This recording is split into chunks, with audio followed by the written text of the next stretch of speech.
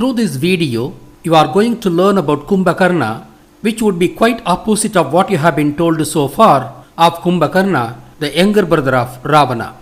In the process, you would also realize the level by which the history of India in general and of Tamils in particular had wantonly been destroyed by the Jewish Brahmins. We shall briefly narrate what the Jewish Brahmins had told of Kumbhakarna. Kumbhakarna was named so because of the pot-like ears that he seemed to have had.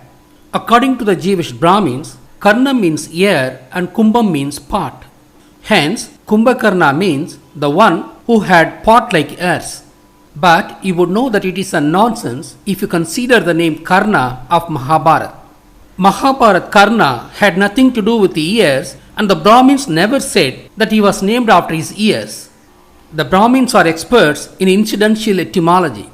If they want to fit any existing name to any new theory that they spin, then they would declare that name has such and such meaning without any reference or proof. This is what an incidental etymology is, a new terminology that I am coining on their behalf. We have now caught them red-handed through the word Karna. Karna was originally named so because of his hands, as Karna was portrayed as philanthropist. As we give alms through our hands, and as hand is called Karam in Tamil, he was called as Karanan, meaning the possessor of hands, that is, the possessor of helping hands. The word Karanan deformed to Karnan and Karna. Thus, Karnam doesn't mean ear. It is related to the hands. Thus, Kumbhakarna's name did not originate from his ears, but it actually originated from his hands like the way it originated for Karna. With that clue, let me proceed further. Kumbhakarna was the younger brother of Ravana, the Lankeshwara. He was a man of huge physique. He used to sleep continuously for 6 months. He would be awake for a day and eat everything in his vicinity and then start sleeping again for the next 6 months. As he is of a huge body, he consumed enormous amount of food. It is very difficult to wake him up from his sleep. This is what is told of Kumbhakarna according to Sanskrit Ramayana. The story that the Jewish Brahmins spin as the reason for his perennial sleep is so stupid and mischievous that even a drunkard won't blabber like this. Following Kumbhakarna's intense penance, when Brahma instructs him to ask for a boon, it seems that Saraswati went into the tongue of Kumbhakarna and made him to ask for perennial sleep. What a nonsense! Would Saraswati, the god of wisdom, would ever do such a mean act? How badly and disgustingly that these Jewish Brahmins depicted our gods. It's really terrible. Contrary to the description, you would soon realize the real unholistic dimension of Kumbhakarna. For the ancient man, that is, for the people before Shiva's times, there was no concept of God, and they did not have any word for God either. They feared natural calamities, but they never worshipped any God, as they were not aware of the concept of God itself. Those people were so naive that they were not only lacking in the concept of God, but also lacking in the consciousness about time, and it was Shiva who brought this consciousness for the first time, and hence he was called Kala Bhairava, meaning the light of time. Cave life, being hunted by animals, poisonous creatures, disease, accidents, and mass death due to natural calamities are the everyday problems that they faced. Hence, they realized that population growth alone would guarantee their safety in general. As the existing population in those times was very less, and as reproductive organs of the body is responsible for human resource, and as they realized that mating of man and woman leads to the birth of new offsprings, they created the mating image of the reproductive organs and pleaded in front of them to grant offsprings. As the reproductive organs yield new offsprings, and as E means yield in ancient Tamil, they call this composite object as Esan, the giver. Hence, the original name of Shivalingam was Esan, that is Isa. This is the very first object that ancient man could place his demand to, and hence we shall call this as his first god. This was the scenario before the times of Shiva, the Adinada, who came into existence approximately 20,000 years ago. He propounded a new philosophical interpretation to Shivalinga known as Isa in his times. He said that Isa is just not the reproductive organs alone, and they stand symbolizing the dualistic existence of nature. Male, female, day, night, creation, destruction, pleasure, sorrow, this life, afterlife, etc. are the examples of the complementary duality of nature. We shall add electron proton in this list expressing the duality. Shiva said that this dualistic existence is pictorially portrayed by the composite object known as Isan in his times. As the then existing name Isan meant the giver, which does not express the duality concept that he attributed to this object, he coined a new name which verbally expressed the duality. That means the new name should be obviously built out of the names of the male and female parts of this composite object. He called the female part of this composite image as Shivam, meaning red, and the male part as Alangam, which meant part of male in Tamil. He then constructed a new dualistic name for this composite image by summing these individual names as Shivam plus Alangam, Shivalangam, Shivalingam. Hence, this composite image pictorially exhibits duality, and the composite name Shivalingam verbally expresses the same duality. As Adinatha gave this new dualistic name, he was named Shiva using the first syllable of the name Shivalingam to preserve this history. For the same reason, Shiva himself is worshipped in the form of Shivalingam after his nirvana. In fact, Shiva is worshipped in 8 different forms which preserve the contributions that Shiva made for the humanity. As he propounded the duality concept, he is worshipped both as a god of creation as Shivalingam with white bull and as the god of destruction as Yama with black bull, the buffalo. His name Yama as the god of destruction was coined as follows. Shiva lived south of Lanka long ago, which later perished in a great deluge cataclysm. It was believed that God Shiva caused the destruction as man became immoral after his times, and hence Shiva was called the god of destruction. As his original abode was south of Lanka, and as Ya meant south, the destructive Shiva was called Yaman, the southern man. Next, as he declared that this universe originated out of the explosion of supernova with fire and thunder, and that the celestial bodies are constantly in motion, he is worshipped as Nataraja, the dancing Shiva. I had already talked about his contribution in developing the consciousness about time. Describing the other forms of Shiva is beyond the scope of this video. It was Muruga, the survivor of the deluge, who created the images and image worship as a way of pictorially preserving the history of Shiva. That's how the image worship started after the deluge. Following the deluge cataclysm, to preserve the rich arts and technologies of the Lemurian continent, the survivor Murugan felt the need to increase the population as quickly as possible.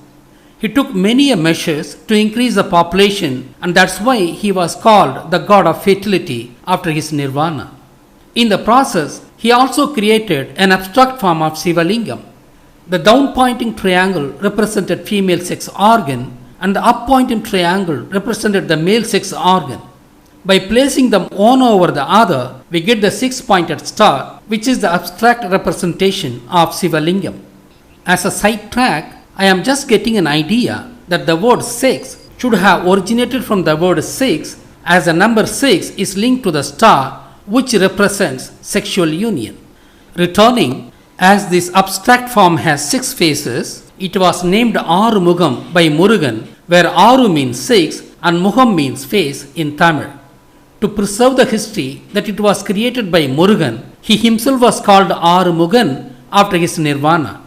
As the star fits into a hexagon, that is 6-sided and 6-angled shape, he was called Muvirikonan, which deformed to Murugan. Muvirikonan means the 6-angler. In another video, I would explain the purpose why Murugan created this star to represent Shivalingam. As I am translating the Tamil script into English, I am making an interesting discovery that the English word organ originated from the 6-pointed star that Murugan created. Aru plus konam, R plus cone, organ. Hence, the word Aru konam representing the 6 organs deformed to yield the word organ, representing not only the sex organs of the body but also any general organ of the body in English.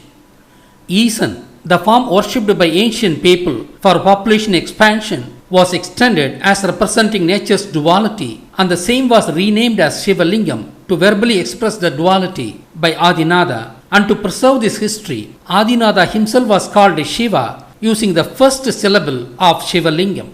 The same Shiva Lingam was represented by an abstract six-faced star called Arumugam, and as Murugan created this form, he was called Arumugan. Considering this history, in the course of time, had anyone else created any other object or shape to represent Shivalingam? Yes, indeed. Won't you be surprised if I say that there is indeed an object and it was created by Kumbhakarna? The third form representing Shivalingam was Kumbham. The bottom part of this Kumbham, the part, represents womb of the woman and hence represented Shakti. The water kept in this part represents the amniotic sac where the fetus grows into full baby. It is worth reminding that Ammani means woman in Tamil, and hence the word amniotic should have originated from Ammani. The coconut on top of this pot represents Shiva and hence a male. How does coconut represent Shiva? The coconut has three eyes and Shiva also has three eyes, the third of which represents the pineal gland, enabling the individual to gather the cosmic wisdom. This third eye was first realized by Shiva, and hence, to preserve this history, he is being depicted with three eyes. He realized the same through Kundalini Yoga that he developed, and to preserve this fact, he is being depicted with a snake, coining his snake, as snake represents Kundalini Yoga. The crown of this coconut represents the mated hair of Shiva. The water in the coconut represents the male sperm. The pot representing Shakti below and the coconut representing Shiva above, and this is indeed the alternate form of Shiva Lingam. It was Kumbhakarna who created this alternate representation for Shiva Lingam. In fact, he was named Kumbhakarna to preserve the fact that he created the object Kumbham representing Shiva Lingam. He was named as though he was the first person to be seen with the Kumbham in his hands. The meaning is that he was the creator of this object.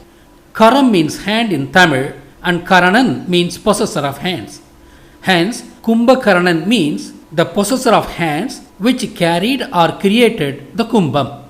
Mahabharat Karna performed arms through his hands and hence called Karanan, meaning the possessor of hands which gave arms.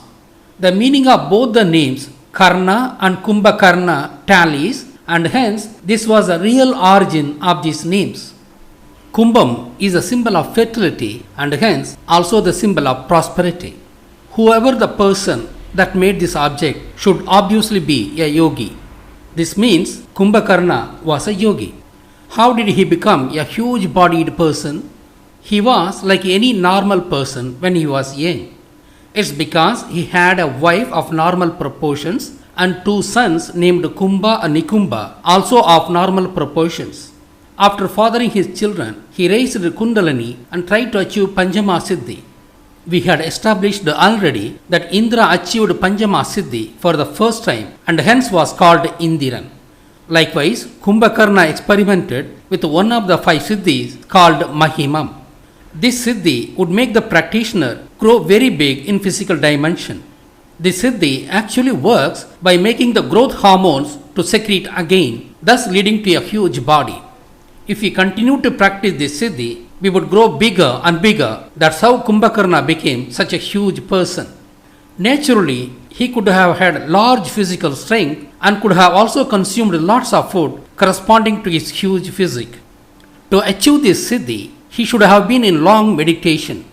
He was in fact in long meditation without food or sleep. The fact that he was in long meditation with closed eyes was deliberately misinterpreted as sleeping by the Jewish Brahmins. He was a person of huge body with a corresponding large physical strength. Hence, he should have used a huge bow and arrows, and his arrows should have had a very large range. Hence, he should have fought from a long distance from the enemies. The inference is that his enemy's arrows did not have enough power when they reached him, while his arrows pierced the enemies as they had very large power and range. This being the case, who could have won him in the war? It was simply not possible for anybody to win him in the war. In those times, many a people harnessed Mahimam Siddhi. We are aware of Mahabharat Bhima and his son Kadotkaja. The Mahimam Siddhi is not a reversible Siddhi. It is one-way traffic. We have seen that Indra's Lahimam Siddhi was reversible. He was capable of making himself either lighter or heavier at his will using his Lahimam Siddhi. On the other hand, Mahimam Siddhi was irreversible Siddhi. If we become once big, we remain big only. We cannot become small again. That is why Indra, who mastered all the 5 Siddhi, including Mahimam, just tested this Siddhi and stopped harnessing it further. In a nutshell, Kumbhakarna was the younger brother of Ravana. He harnessed Mahimam Siddhi using his meditative power and became huge-bodied. Without food and sleep, he spent long patches of time in deep meditation. He created Kumbham auspicious object representing Shivalingam. To preserve this fact, he was called Kumbhakarnan. This in short is the real identity of Kumbhakarna. You would realize that Kumbhakarna is not an ordinary person based on the fact that I am going to reveal. As he was a historically important personality, Vishnu, the astronomer who created the 12 zodiacs, immortalized Kumbhakarna through the Kumbham zodiac. This serves as a proof that it was Kumbhakarna who created Kumbham. The Western depiction of Kumbham as Aquarius is wrong, and it is really deplorable that many Indian astrologers are using the Western depiction. Hence, Kumbhakarna was one of the 12 Alvas of Vishnu.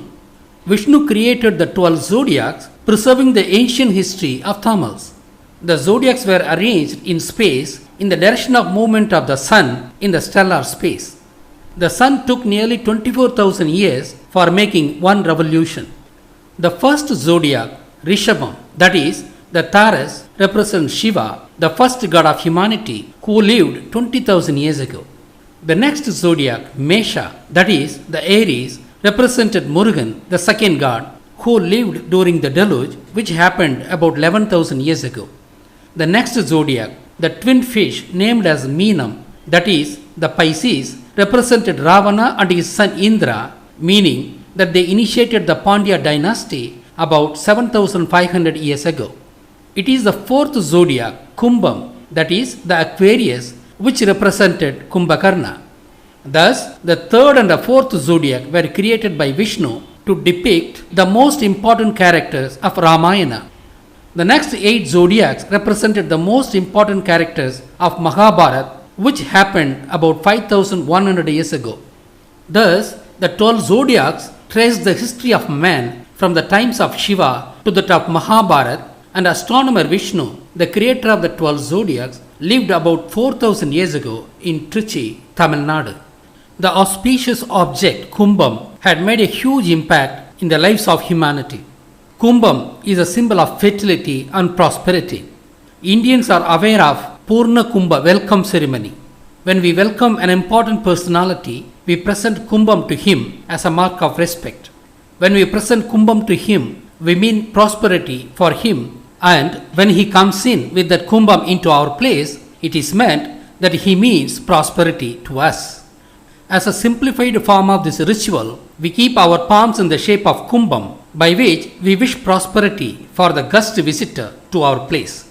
Keeping the palms in the shape of Kumbham is called Kumbidu in Tamil, which means Kumbham Idu, that is, make Kumbham gesture. Not only that, Tamils also utter the word Vanakkam while they make the Kumbham gesture with their palms. We shall elaborate it further to understand its meaning and significance. I had already described what Kumbidu means. What is meant by Vanakkam? Is it proper to perform both while inviting our guests? Val plus Angu, Valangu, Vanangu, Vanakkam. Here, Val means well in English, and in fact this English word originated from Tamil Val.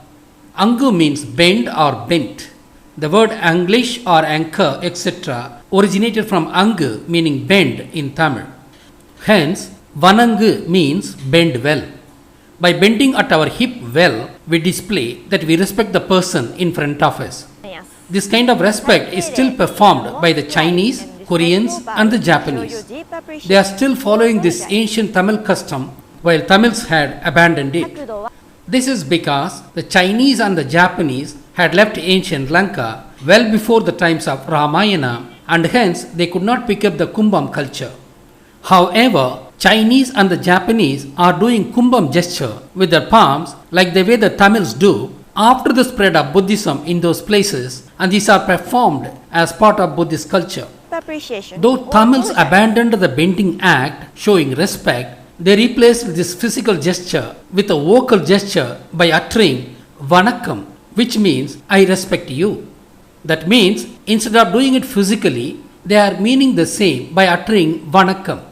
However, while uttering Vanakkam, meaning I respect you, we are also making the physical gesture by keeping the palms in the shape of Kumbham, called as Kumbidu gesture. This Kumbidu gesture means let prosperity accrue to you. Hence, this combination of physical and verbal gesture means I respect you, you shall be prosperous. This is the right way to welcome our guests, and that's how the Tamils are welcoming their guests to this day.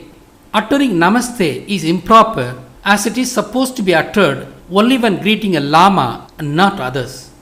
As a sidetrack, the English word welcome originated from Vanakkam. Vanakkam, Valakkam, welcome, welcome. Obviously, even the English word come should have originated from Vanakkam. From the discussion above, a great truth is emerging.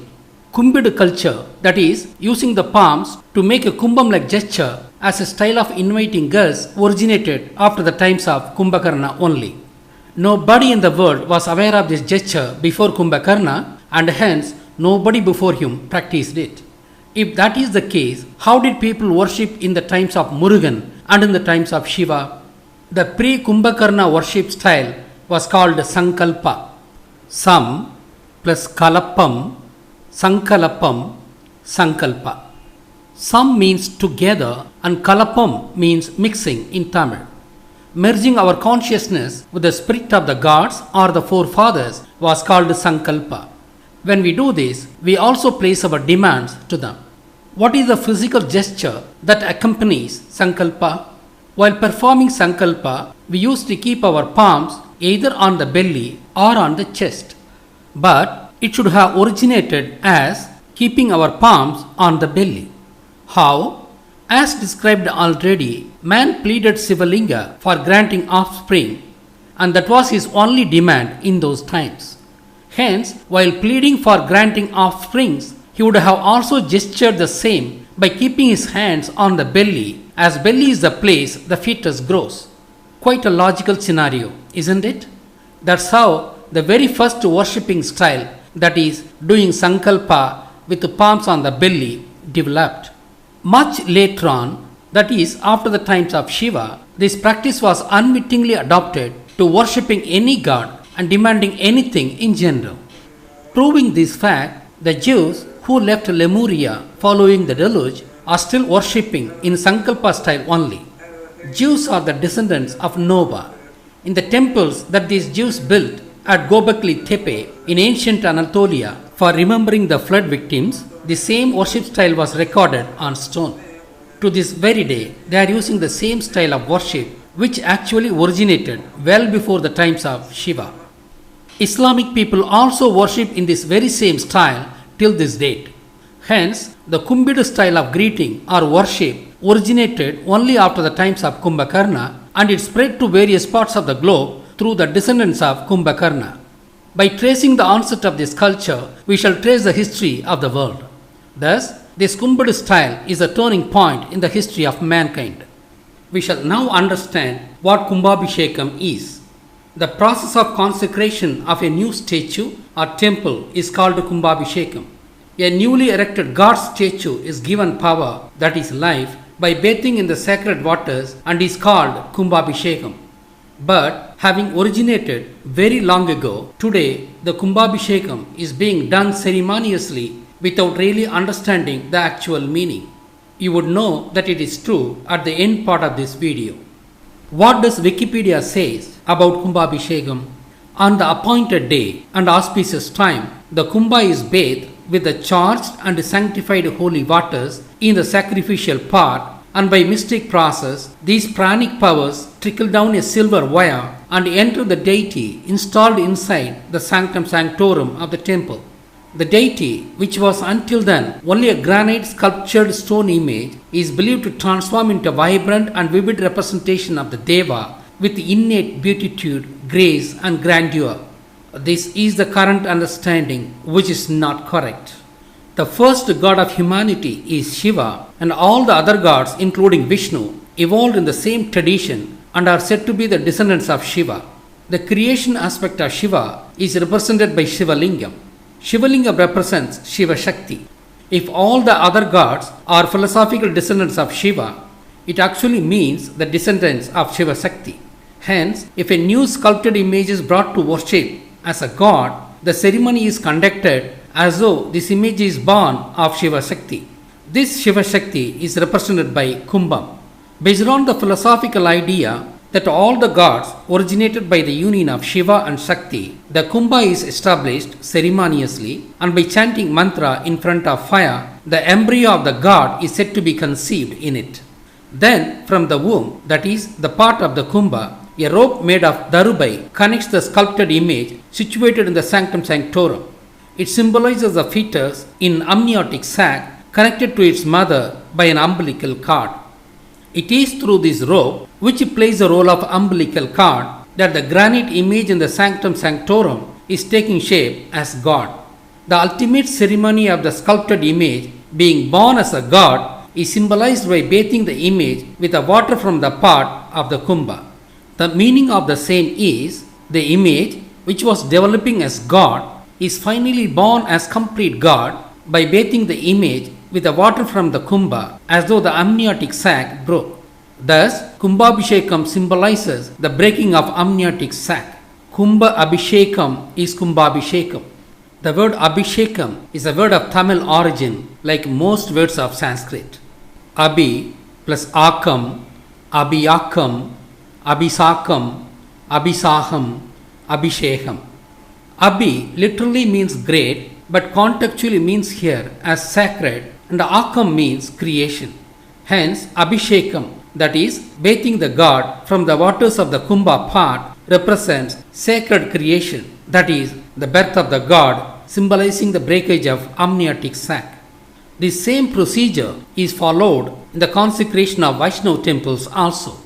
That means the Vaishnavites unwittingly agree to the fact that Vishnu was born out of Shiva Shakti. Asivagam was the ancient and pre-Buddhist religion of India. Shiva was the very first god of Asivagam. Vishnu was a much later god in the Asivagam tradition, and he was born and attained nirvana about 4000 years ago. The Jewish Brahmins, after destroying Asivagam, created two new paths, one in the name of Shiva as Saivam and the other in the name of Vishnu as Vaishnavam, and reaped rich harvests by making these sects fight with each other. Not only that, they even spun outlandish stories that Vishnu was the very first god and even Shiva was created by Vishnu. However, the very consecration ceremony of Vishnu temples unwittingly acknowledges the fact that Vishnu was created out of Shiva Shakti. This is because the Brahmins did not understand the concept and significance of the consecration ceremony itself. Hence, Vishnu was a descendant of Shiva and not the other way around, as is projected by the Vaishnavite Jews.